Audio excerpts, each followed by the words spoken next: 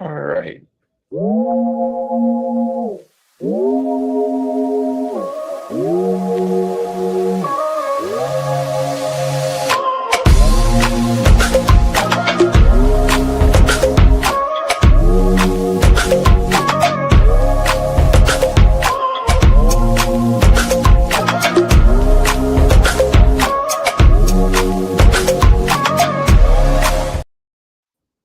Hello, hello, and welcome. Welcome to the Thai Innovator webinar. Today, I'm very excited. We're doing a deep dive on how blockchain infrastructure is powering the AI agent economy. So, great topic for today, and I'm very pleased to be joined by Matt Kummell from the Near Foundation, Stefano from Virtuous Protocol, and Ben Snyder from Eliza Labs. So today, as I mentioned, we'll look at the convergence of artificial intelligence and blockchain technology, which has been reported to be creating somewhat of a 50 billion plus market by 2030, according to some market research report by Grandview Research.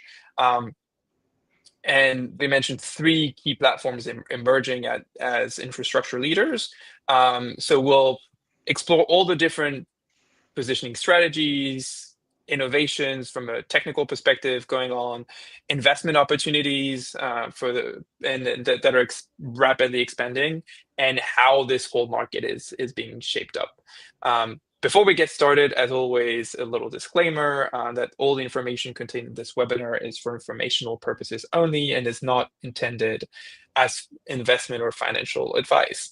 And with that out of the way, let's just get into it, and we'll start with a quick round of intros. So could you guys please each introduce yourselves, share a brief overview of your respective platforms and how you guys are positioned in the AI agent economy infrastructure stack.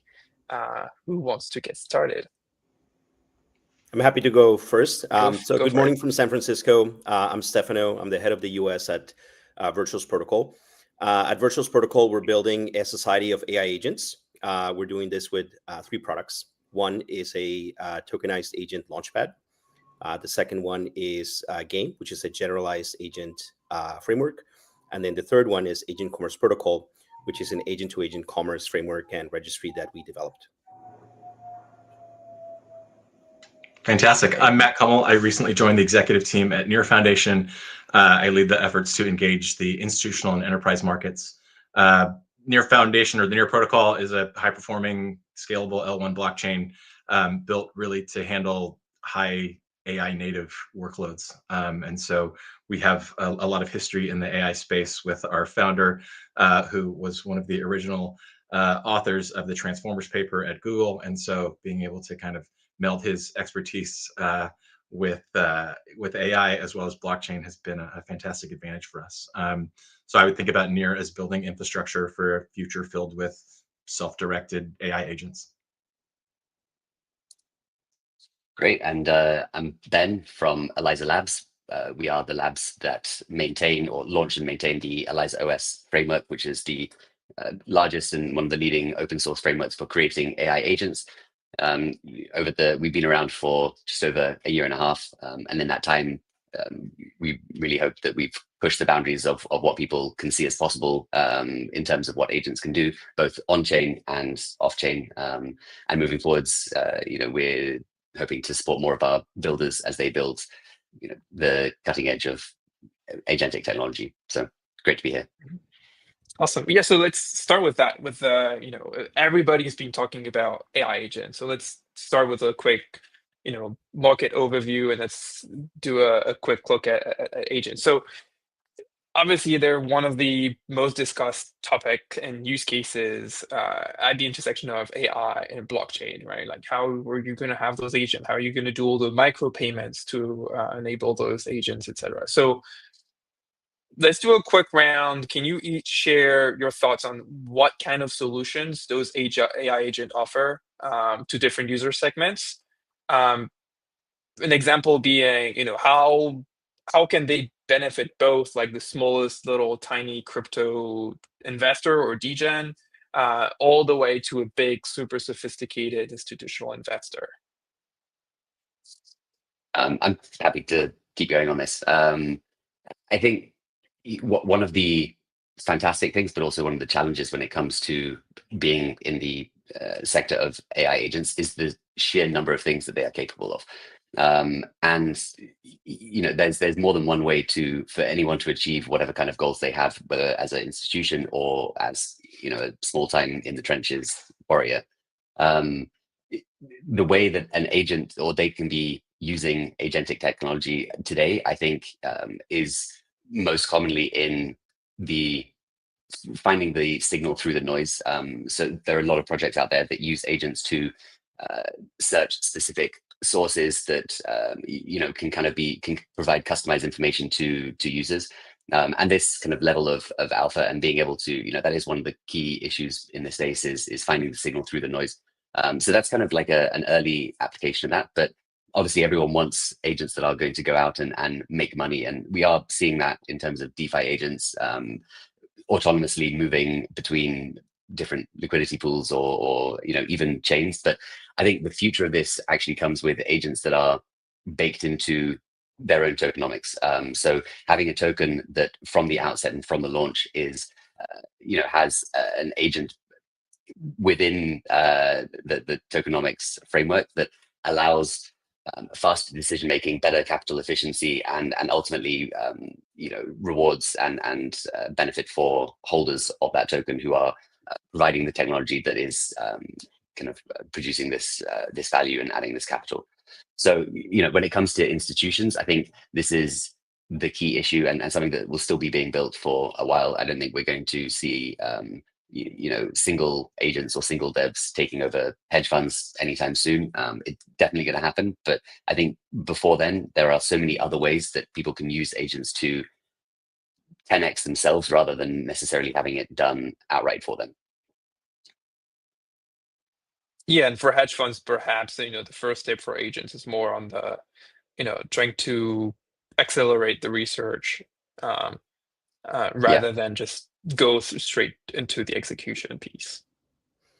Maybe if I can jump in here, just with some thoughts. So I think if we look back 9 to 12 months ago, there were a lot of experiments in this space. And I think a lot of, we came across a lot of like teams that were trying to build an agent that could do everything, that could basically, you gave the agent money, you went to sleep and you woke up, with a lot more money, right?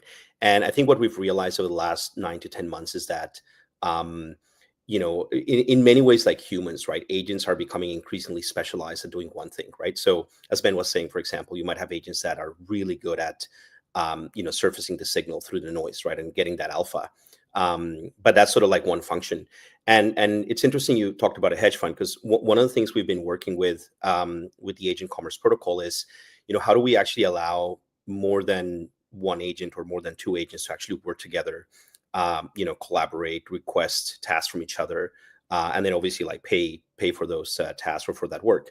And one of the ideas we have and we've been working with about 12 or 15 teams over the last 6 to 9 months is actually on a hedge fund. So imagine if you took, kind of a simplistic view of a hedge fund, right? So you have one team that's doing origination. They're coming up with all these ideas. And those are those agents that are basically coming up with the alpha. And then once you have the alpha, you need to, do a risk assessment. You need to understand like, well, what's the financial risk? What's the, protocol risk or smart contract risk, et cetera.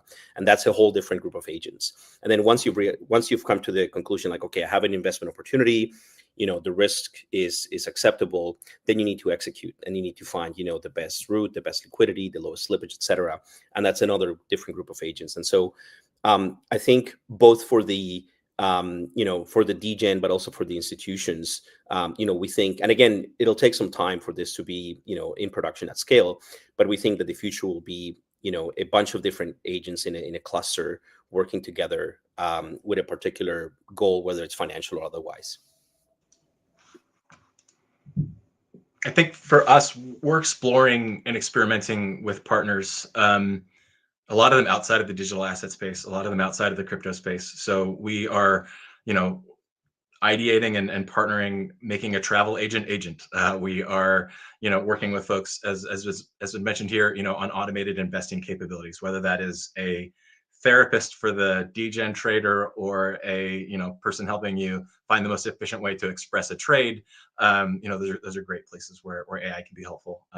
We've even had discussions about like having an AI manage a coffee shop for us. And so for us, it's not solely the ability of the agent to reason, to problem solve, and to make decisions. It's also how that agent interacts with the world. And so I think this is very similar to what Stefano was just saying around this agent commerce protocol. We'll be doing similar things. We've built a capability called intents.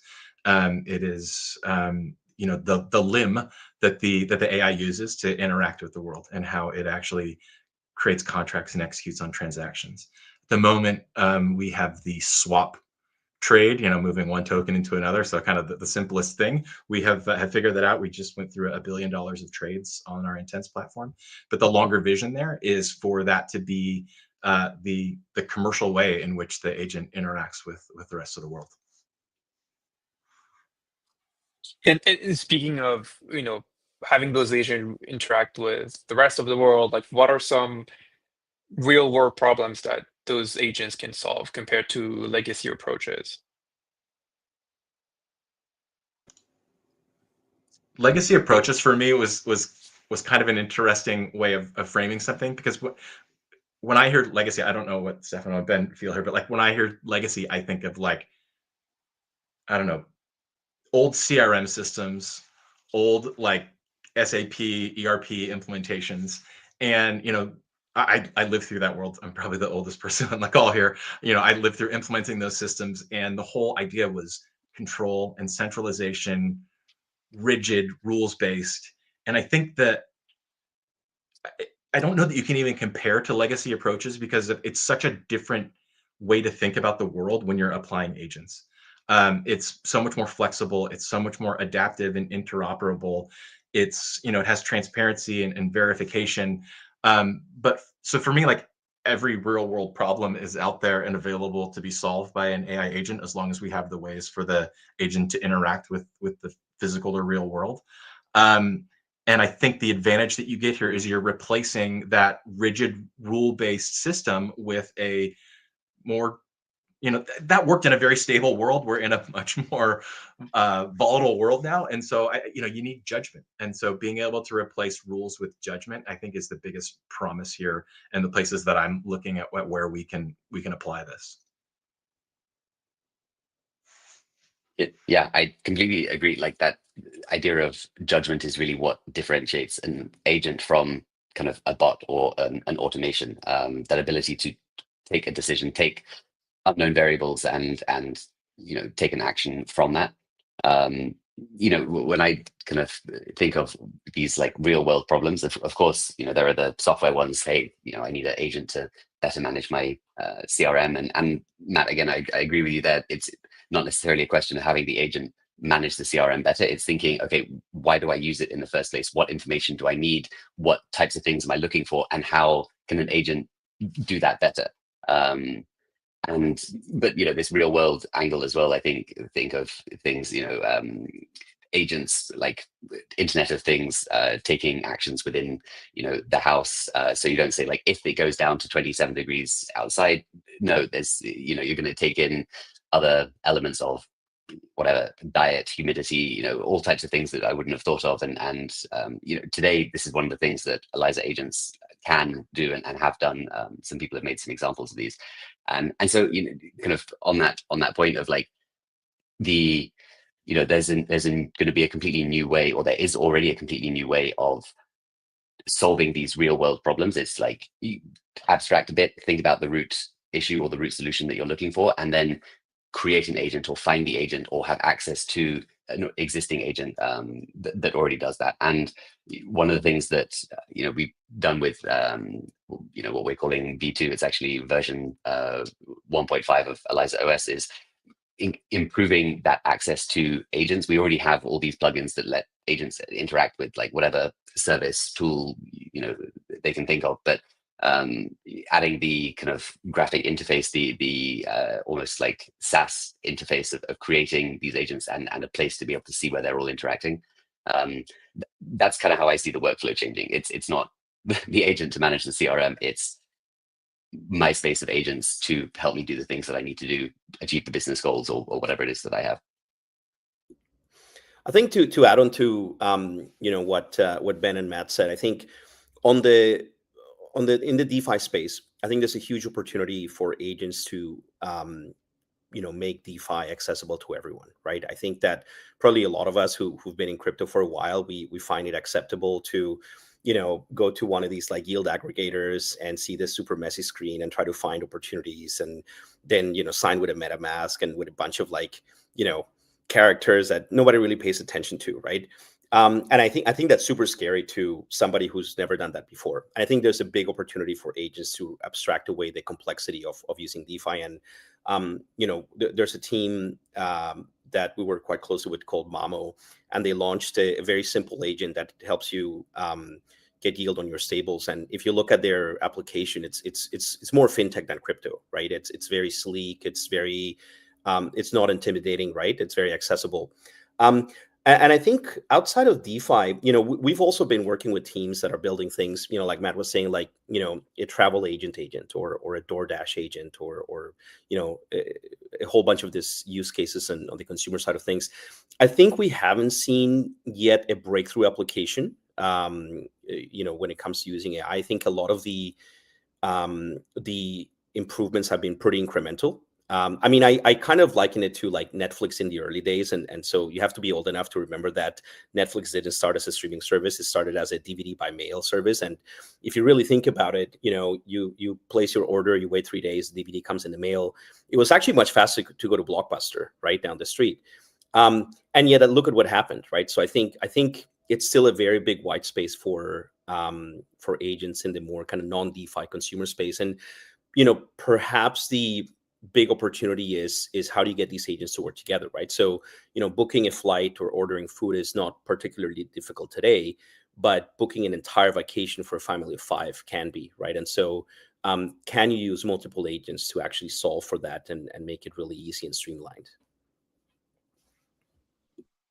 Yeah, for sure. And I mean, we're going to see interesting things. I don't know if you guys saw there was a reel that got viral of 2 American women wanting a flight to Nice, and it was heard as Tunis, uh, and they ended up in North Africa. Anyway, so let's let's look at like all of your the platforms that you're building, and what what are the recent developments, and where you guys are heading. Matt, let's start with you.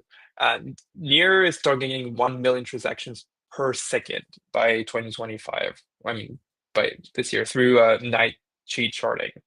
How does that upgrade impact AI agent capabilities? What type of performance bottlenecks does this address? So the team has made huge achievements this year on improving the speed of the blockchain.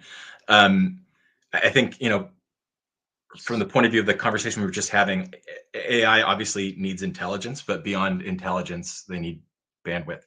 And so for us, the blockchain and Nightshade sharding in particular gives us the ability to kind of take the blockchain and scale it in a linear fashion.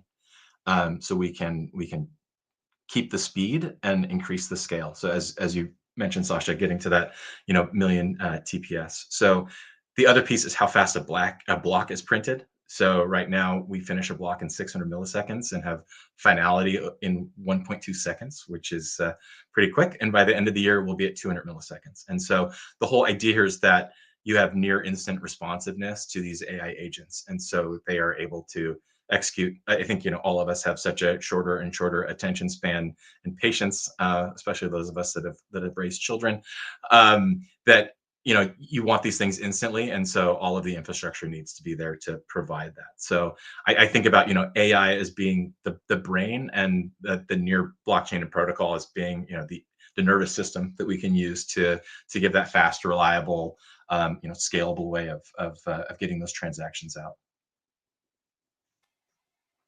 Awesome. So and over to Ben now. So what you mentioned the release of Eliza OS v2, or because I guess you have a very, very ambitious roadmap. It feels more like 1.5, but still, right? Like you're adding a big architectural shift from the V1 design. You're allowing for agent coordination, dynamic character evolution, improved developer experience, all these sort of things, plugin ecosystem. So what are the most important developments from your perspective in V2, and how do they advance your broader vision for agent-first applications? Yeah, so I'll try and keep this short. There's a lot of story that goes into this, but we see V2 as being more than just the next iteration of the framework. It's kind of the next stage of what we are trying to accomplish with Eliza. And the main goal here is to demonstrate the value that the agents created with Eliza OS are currently providing to people. So we're kind of getting away from the dream, what's possible. Agents are going to be doing everything for you kind of narrative that we had 6-8 months ago. And because that's kind of what the V1 was. It was this framework that Shaw had been working on for a while at this point. Where everything sort of came together and we were able to showcase this idea of, hey, agents are going to be more than truth terminal. They could have the possibility. Here is the tech right now for you to be able to create agents that really are integrated into your workflow or into your personal lives, and that really have like a personality, that are agentic, that are kind of human in a way. And now we're changing gears into basically showcasing what all these builders have created. These, like I said, the practical applications that we're already seeing, but also taking on board their developer experience feedback and making it again accessible to new builders and people who want to do it for themselves. So as I mentioned, we've made significant upgrades to the CLI. We've introduced a graphic interface as well to make creating an agent feel a little more accessible, a little less kind of command line style. And really, we've done a lot of stuff to make it faster as well. So we've separated out the plugins. We've categorized them a lot better, so it's really easy to see what's already available for you to start working with. Whether it's a API connector to one of the tools you're using, or of course wallet integrations, chain integrations, etc. And then I think the next step for us is bridging this with the generative tokenomics side, and really solidifying a way for agents built with Eliza to interact, I guess I say better with each other in a way that's more traceable, on chain and with kind of like the native token of the ecosystem, such that creators, builders, and community also reap those rewards. So we're super excited. We're just about to go into a campaign where we showcase a bunch of builders from our community. We're lucky to have hundreds of teams and individuals making great products. So going to be showing those off very soon. And some big news coming on what this V3 of Eliza is going to look like. Also interesting to see also the impact and importance of having a good UI for to build those agents and manage them. Yep. And how about you, Stefano? How did virtual protocols evolution from PathDAO to the recent beta launch of the agent commerce protocol? How does that impact your roadmap, or how you're positioning your product? Would love to hear from you on that. Yeah, so what a lot of people don't know about us is that we've been around for quite a long time. I think now for over 4 years. We started out in the Web3 gaming space back in kind of 2020, 2021, and then as 22 came along and all these bad things happened, things kind of quieted down in the space. At the same time, you had the launch of ChatGPT and obviously a big moment for AI. We saw a big opportunity in using LLMs initially for gaming, and so we were experimenting quite a lot with that. I think last summer was a very kind of pivotal moment when you had Truth Terminal being kind of one of the first experiments with agents and tokens. We started to see an opportunity. We started to just talk to people and meet people that were very interested in building other experiments and having a token associated with it, and that led us to, I think, I guess what people know us, most for, which is the Launchpad, right? And so giving people the opportunity to use our framework, which we had developed initially for using LLMs for gaming, but obviously we made quite a lot of changes to it. And then having a platform associated for you to be able to launch a token. Now, as I was saying earlier, I think, in the early days, we saw a lot of promises around like, my agent is going to do like 10 different things for you in a matter of minutes or seconds.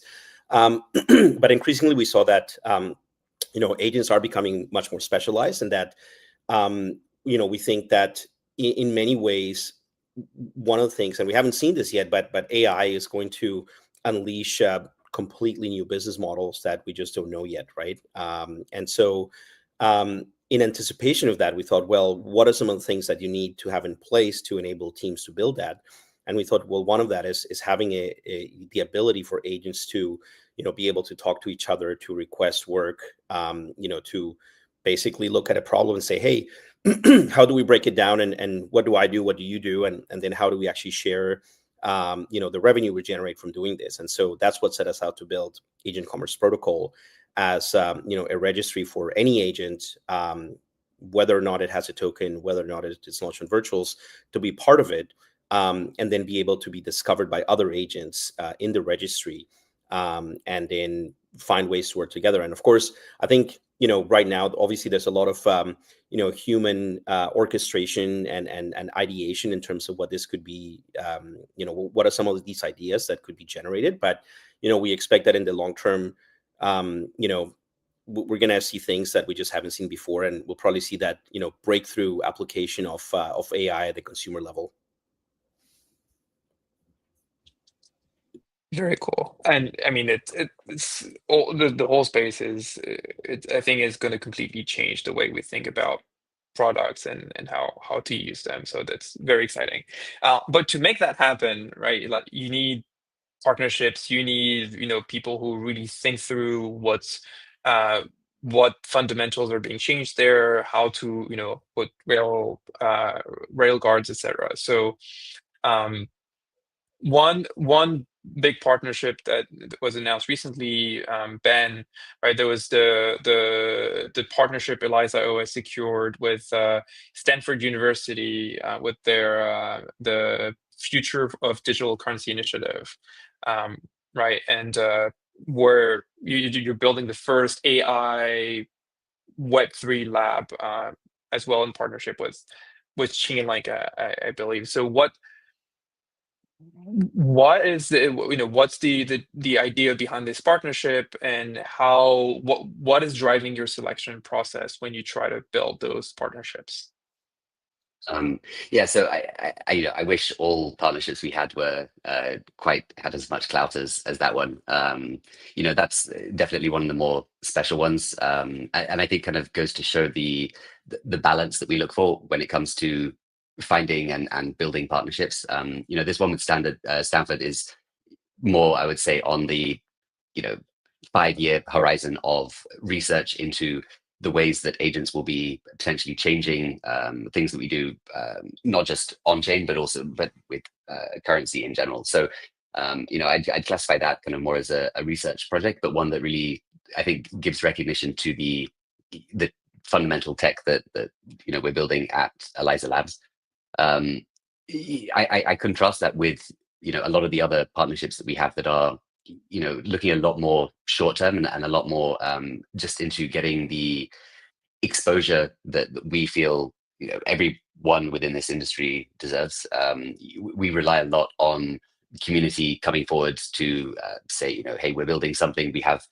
We're in conversation with, for example, some VC or some other project, and we try and be an enabler between really established projects, new builders, fundraising, VCs, and everyone in between. So I guess if I was to say what we're looking for in our partnerships, it's diversity. It's and specifically in that diversity, kind of the on the ground ways that we can enable people currently building the future, and balancing that with these more sort of research based partnerships that look into kind of on an ethical level, how are these things going to be changing our lives and how we interact with each other? At the moment, our thesis is kind of like it's going to be gamified everything. I don't know if you caught Shaw earlier this week on a podcast he did, but kind of one of our theories there is it's all going to be somehow a game, and people are going to engage with it when they enjoy it. So I guess the thing that ties together all of these partnerships is us really trying to get to the bottom of how to best use something like Eliza OS and best in terms of future prospects, but also best in terms of current UX and user value. Yep. I mean, that's also how somehow, like, somewhat how some of those algorithms, AI algorithms are trained, right? It's with the sort of like reinforcement loop and yeah, exactly. Yep. Super interesting. And so in Stefano, moving over to you, can you tell us a bit more about the approach of virtuals with your trading fee model, the virtuals venture, the ecosystem fund? How do you see funding the acceleration of tokenized AI agent compared to traditional venture models? Yeah. So one thing to understand is when we have startups launching an agent with a token on virtuals, and once a token starts trading freely, there's a 1% trading fee on every transaction, and the creator of the agent, or the team behind it, gets 70% of that. And I think the part of the value proposition of launching a token for some of these teams is precisely that, because it's a great way to bootstrap a very early stage idea. Now, I used to be a VC investor in the past and in crypto, and I know that historically it's been harder for applications to get funded versus infra, particularly in crypto, just because of how investors view the utility of a token.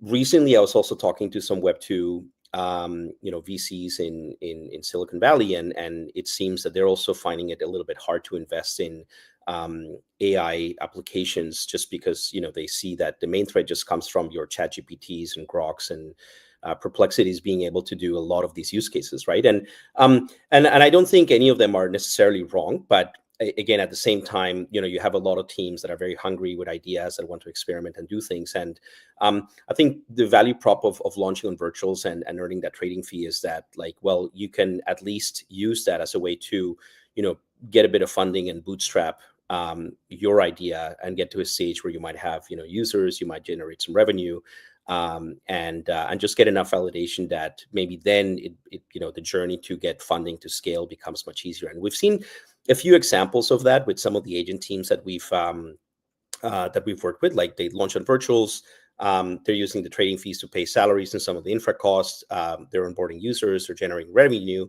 and that makes it much easier for them to excuse me, to then go and raise from larger top tier VCs, right? At the same time, and this is how I actually initially got involved with virtuals, is we have an ecosystem fund. Virtuals is a single LP, and the idea, the primary idea for the fund is to write small checks to get teams, started and get them off the ground, right? So very kind of like pre-seed funding, small checks just for them to like get started, experiment, build an MVP, iterate, get users, get feedback, get some revenue, and just kind of give them enough of that boost to get going. And then eventually they can decide if they're at a stage where, hey, maybe they built something that is already self-sustaining, which is fantastic, or if they still need growth capital, then it usually is much easier once you have something that has been in production with users that's generating some revenue. Yep. And I mean, it's going to be really interesting to see how the ability to build this tokenized agent shapes up what can be built. And last but not least, Matt, let's go over to you, and I'll do a bit of bragging for you. Near has had amazing backing from A16Z, Tiger Global, Coinbase Ventures. So obviously they all have very, very close ties with big institutions. How does that, institutional investment and those ties, how do they validate your infrastructure approach? And can you give any examples on how those partnerships really impact your business beyond just bringing in capital? Sure. So I actually came from a investor in Near when I joined. I was at DCG. They were a big part of our portfolio there. That's how I got to know them. So that was another aspect of this story. I mean, let's be clear. Like, if you get backing from world-class investors, that validates that the founders had a vision and that they were capable of selling that vision. I don't think it really gives you any more validity than that. And so I feel very lucky that from a project point of view, we've delivered on the vision of creating, this infrastructure grade blockchain. And I think having been on the investor side, Stefano can probably attest to this too. Like, they don't all go like that, and so there are lots of times when investors don't work that way. So being able to deliver on that is a really critical capability. Beyond like capital, the right partners can bring a lot of different capabilities. And I got to build this team at DCG a couple of years ago, the ways in which you can, as an institutional investor, create value with the businesses that you work with. And we came up with 12 different categories, and I probably can't rattle them all off right now. But I'm certainly going to be working with all of our institutional partners, making sure that that I'm able to get the help where I need it. But it can be as unformed as like having a strategy conversation around tokenomics, or having an operational conversation around how you deal with tax accounting. It could be sometimes it's, there's a lot of policy work that happens that the investors are leading for us. And so we're able to take advantage of that. We obviously do some of that work ourselves, but when you're small and when you're early in your project, it's nice to have someone out there looking out for you and shouting on Capitol Hill and wherever else on the needs of the industry. Talent is another area where investors bring a lot. And that's one I've seen, just being able to tap into the network of those different investors. I mean, the best thing that an investor can do is help you fund your next round, right? Help you get to that next milestone on your journey. And so that was something that I hope all of the big investors focus on, knowing what you have in your portfolio, knowing who out there in the world is a buyer of that, and playing matchmaker. I think is a really helpful piece.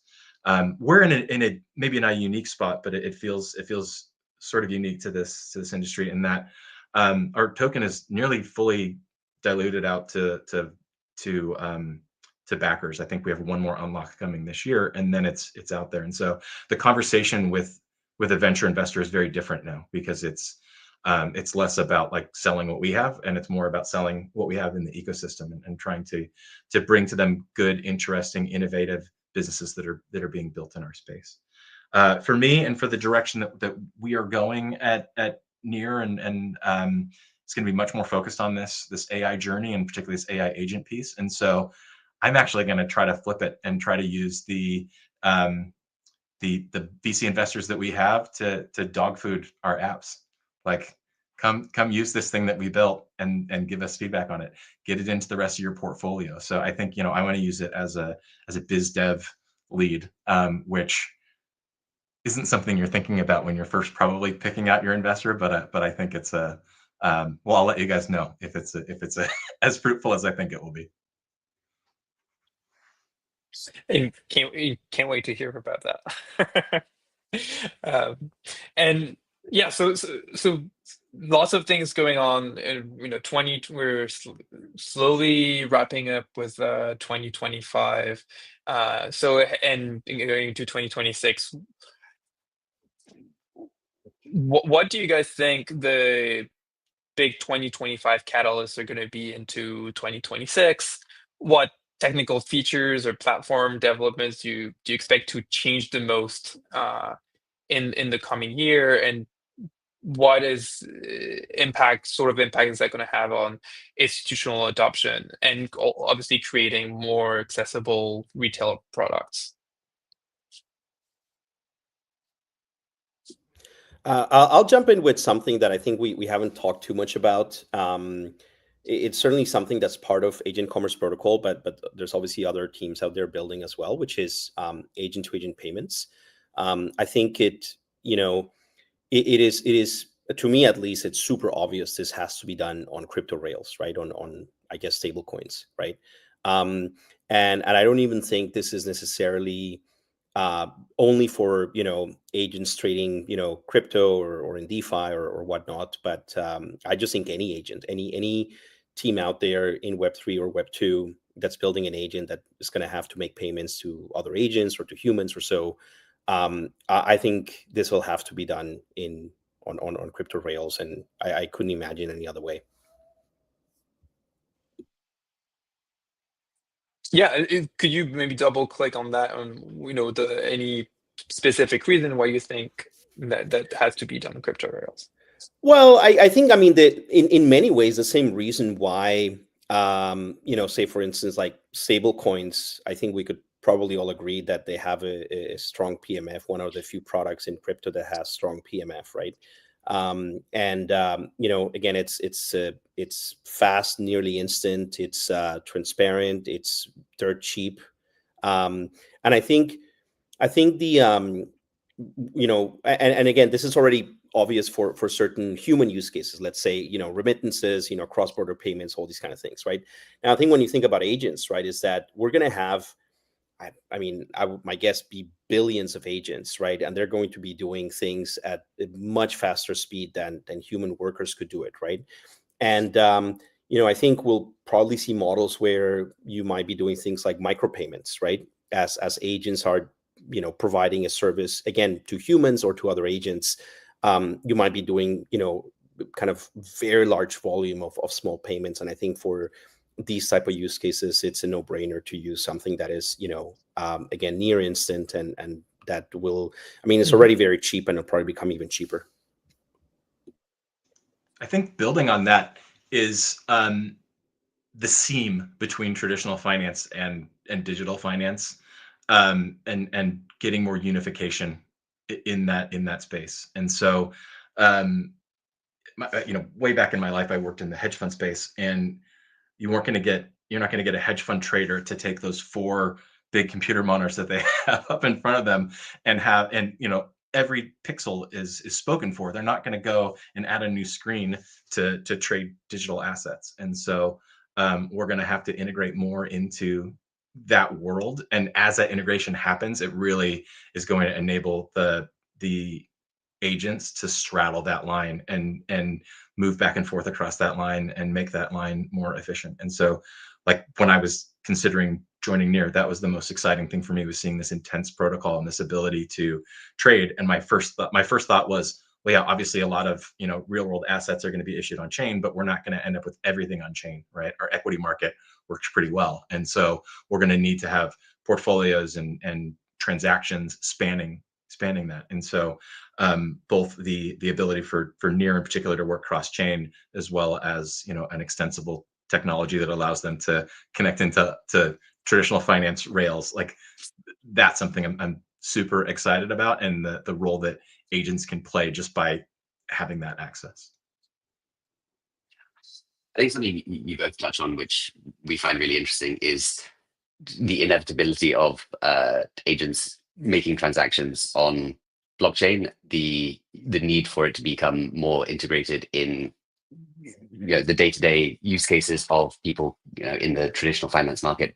But I think one interesting way to get there is through all the other applications. So rather than starting with one of the most challenging, say, kind of replace or become a sophisticated hedge fund trader, we can think about all the other things that agents can do for users that abstract away the blockchain, but still have it, at the basis for it. Whether it's through, one of the multitudes of agent to agent kind of communication methods, X402 that Coinbase recently came out with. These are some ways that we can kind of make that step into kind of the real world for people to do things with existing tools within existing workflows, and kind of get that agentic adoption much more forward. And so when it comes to looking to 2026, I think the real key here relies in a tight use case, a nuanced use case agentic product that isn't necessarily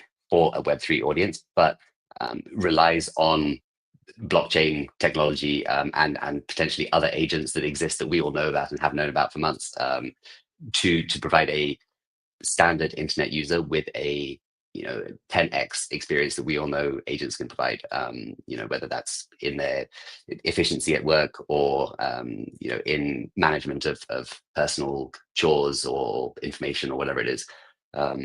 So that's and I think for that what we need is this kind of idea of generative tokenomics, so we can embed agents within tokens themselves and have that kind of additional boost of extra efficient capital markets. If you have an agent who is constantly finding ways to make use of a DAO treasury for a DAO of people who have created agents currently using that token.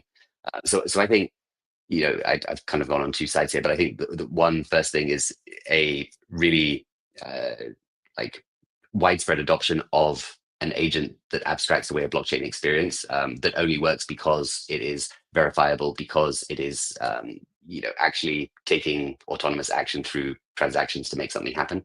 But then on the other side, I think tokenomics as a whole for any ecosystem token, any kind of DAO token, is really going to be significantly impacted by kind of embedded agents making this into generative tokenomics. Yeah, and fully agree. The getting to the 10x experience improvement, right? That's really what's going to help a lot, getting the paradigm shift and transition to those systems. Well, we're getting very close to the top of the hour, so we'll do two real quick fire rounds.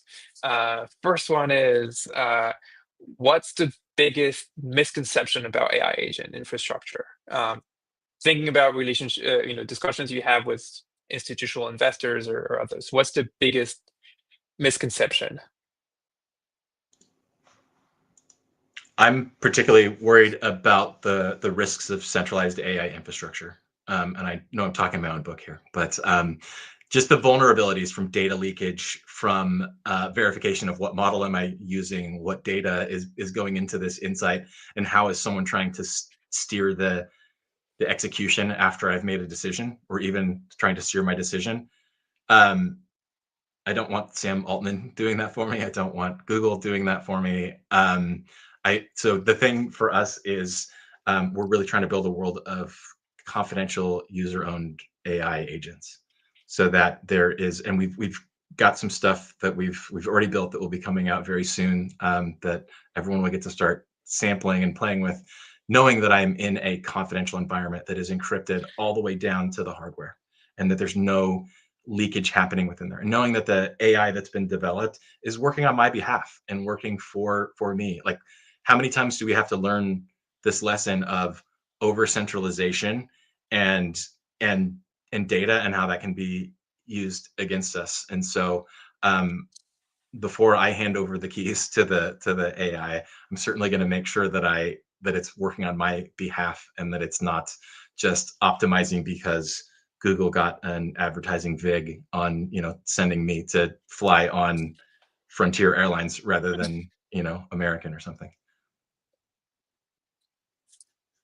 Yeah, I strongly echo what you say. That's a big part of what we do at Eliza. That's why we're so kind of vehement on this, the importance of open source.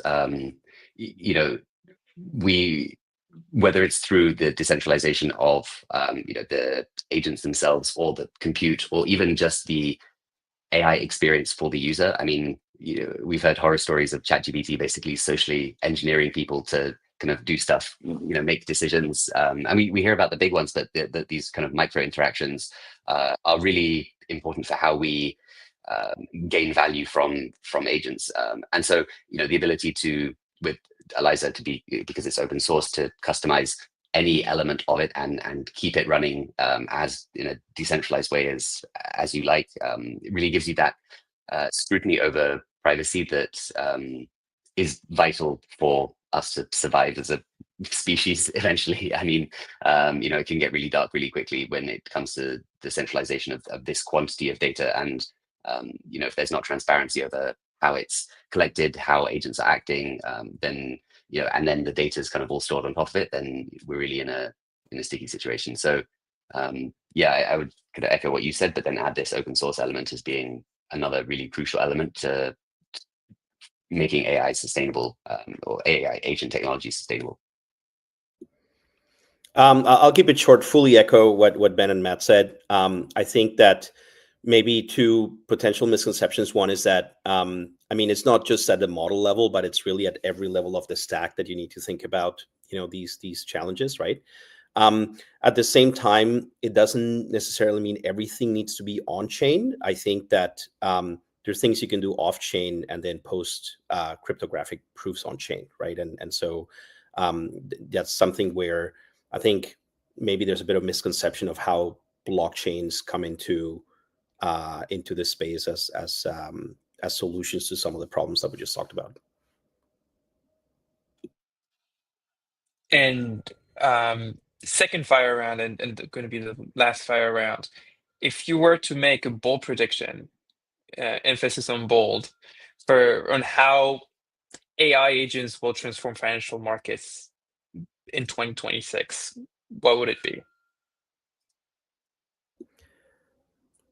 I would say that we'll have, the first transaction of significant value that was managed end to end by more than two agents.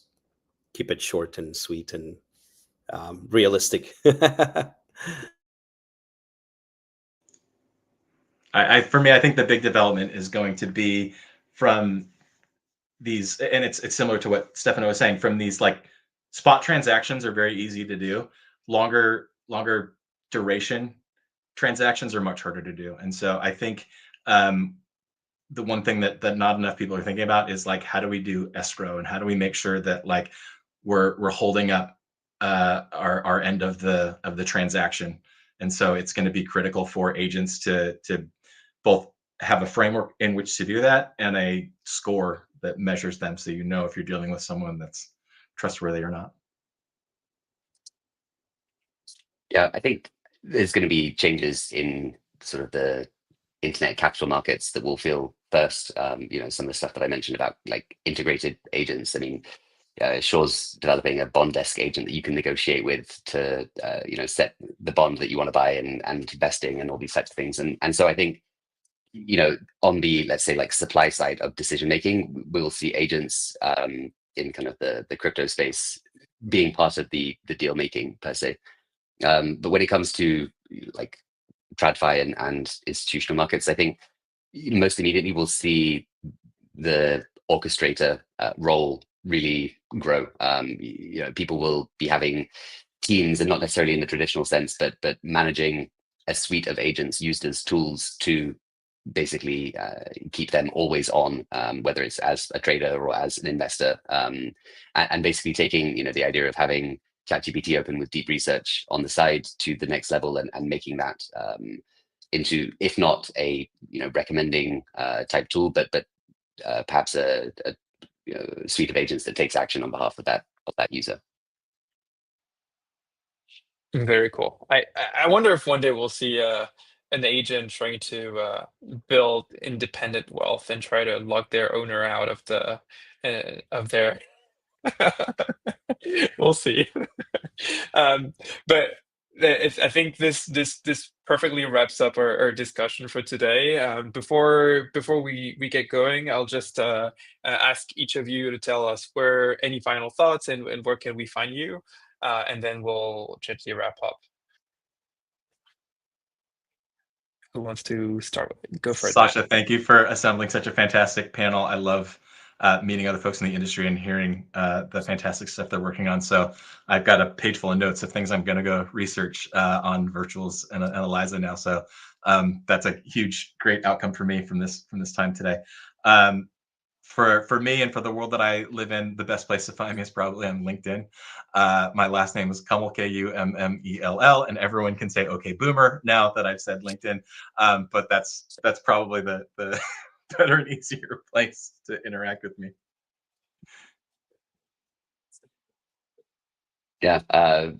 Thanks again, Sacha. It's been great to be here. Great to meet you guys. I think it's been a really interesting spread of infra in the AI agent future. So yeah, appreciate being on with such great panelists. You can find me basically everywhere. LinkedIn, X is probably where I hang out the most. Although, dabble in LinkedIn as well. You got to, with an audience as wide as ours.